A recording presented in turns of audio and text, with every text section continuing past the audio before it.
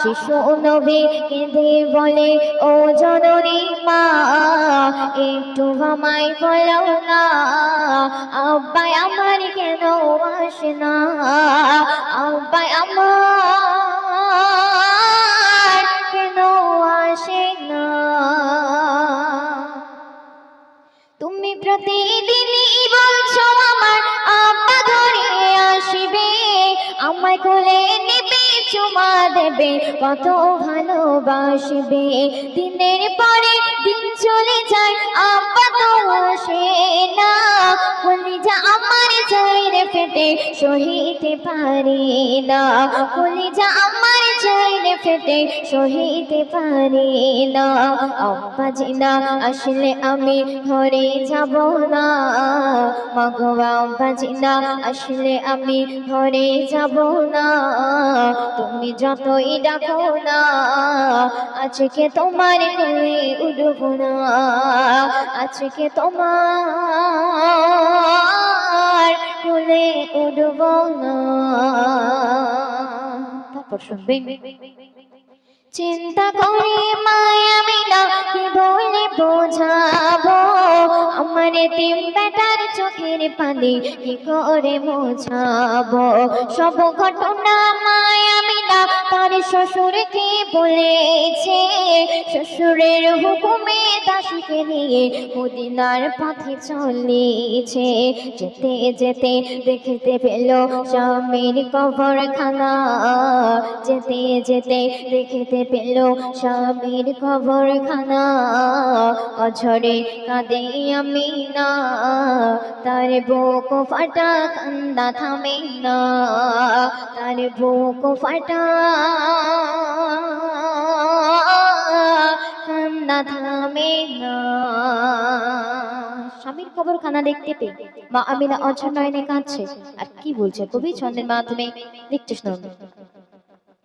ও গো স্বামী বলো আমি সহিব কেমন করে শিশু মুহাম্মদ কাঁদে শুধু তোমার দেখার তরে এতিম বেটার কান্না আমি সহিতে পারি না তুমি দুনিয়াতে নেই কথাটা বলিতে পারি না দুনিয়াতে নেই কথাটা বলিতে পারি না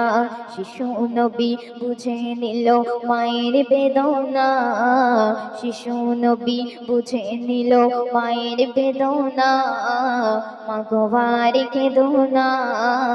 আব্বা দুনিয়াতে নেই কেন বললে না আব্বা দুনিয়াতে নেই কেন বললে না মূল্যবান কথা কবি ছন্দের মাধ্যমে আর কি লিখছে শুনবেন পিতার কবরে জিয়ারাত করে মায়ের হাত ধরে শিশু নবী আসছে ফিরে আবার আপন ঘরে আসার পথে মা জননী চির বিদায় নিল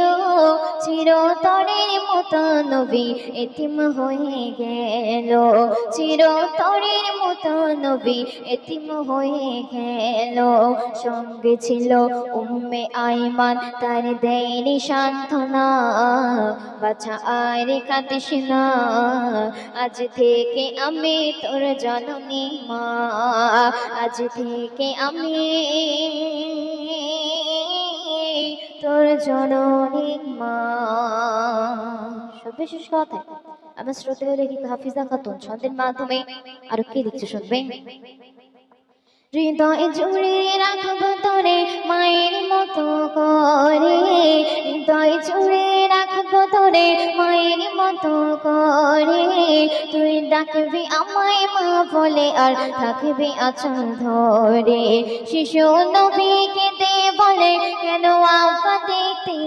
এলাম আব্বা দেখতে এসে আমার আম্মিকে হারালাম আব্বা দেখতে এসে আমার আম্মিকে হারালাম হাফিজা খাতুন আরজ করে শোনো মুমিন মুমিনা